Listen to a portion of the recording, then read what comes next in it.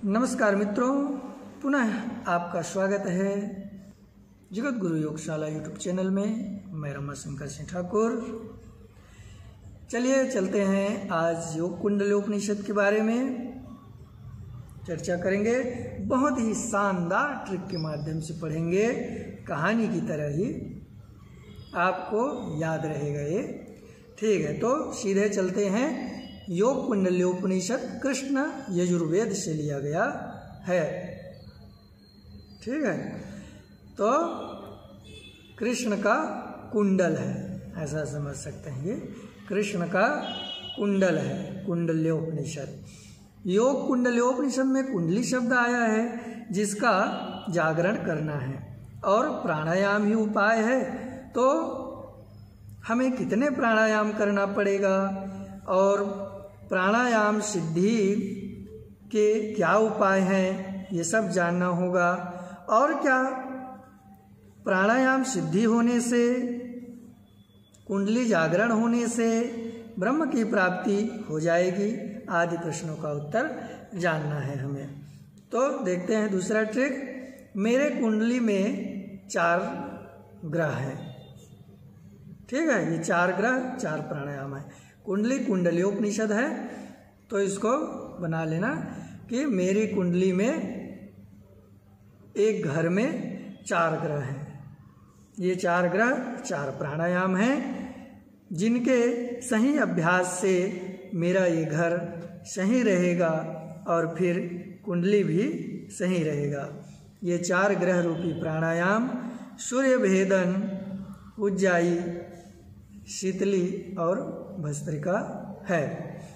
ठीक है, कुंडलोपनिषद में प्राणायाम को जानने के लिए कहा गया है कि मेरे कुंडली में एक घर में 4 ग्रह रहते हैं। तो ये 4 ग्रह 4 प्राणायाम हैं, इनके सही अभ्यास से मेरा घर सही रहेगा। कुंडली ग्रह सही चलेगा तो घर सही रहेगा, वैसे ही प्राणायाम सही करेंगे तो शरीर सही रहेगा। ये 4 ग्रह रूपी प्राणायाम हैं, सूर्य भेदन, उज्जाई, शीतली व भस्त्रिका। तीसरा ट्रिक आ जाते हैं आसन के लिए। कुंडली एक शक्ति है, उसमें वज्र जैसी शक्तिवान व कठोर तथा पद्म की तरह मुलायम है। कुंडली की विशेषता बताई गई है, वह वज्र जैसी शक्तिवान है, शक्तिवान व कठोर तथा पद्म की तरह मुलायम है। कुंडली एक शक्ति है, उसमें वज्र जैसी शक्तिवान व कठोर है तथा पद्म की तरह मुलायम है। अब प्राण जय कैसे होगा, जो प्रश्न में किया गया था, प्राण सिद्धि कैसे होगी, प्राण जय कैसे होगा, देखते हैं। तो कुंडली जागरण करने के लिए प्राण पर विजय पाना जरूरी है। ठीक, कुंडली जागरण करने के लिए प्राण पर विजय पाना जरूरी है। कुंडली जागरण, क्योंकि जब प्राण पर विजय प्राप्त करेंगे तभी कुंडली जागरण कर पाएंगे।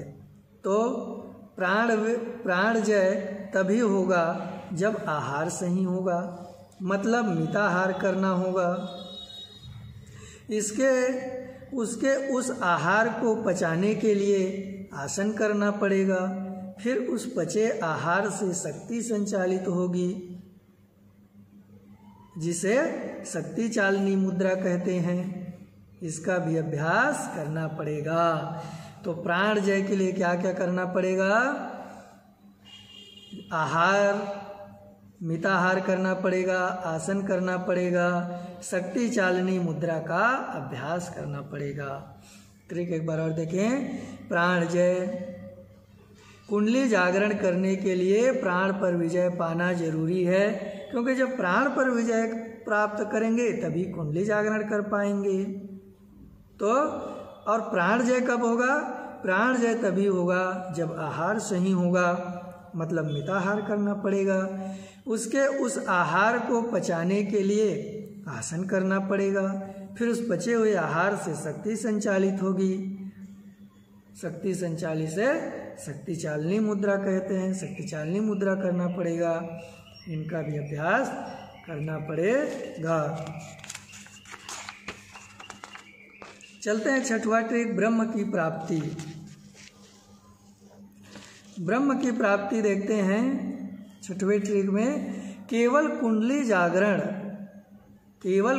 जागरण 6 चक्र भेदन से ही नहीं, अपितु ब्रह्मा विष्णु रुद्र का भेदन, खेचरी मुद्रा का अभ्यास, आत्मानुसंधान की साधना तथा विभिन्न ध्यान की प्रक्रिया से ब्रह्म की प्राप्ति होती है। क्या है ब्रह्म की प्राप्ति कब होती है? केवल कुंडली जागरण करने से ब्रह्म की प्राप्ति नहीं होती है।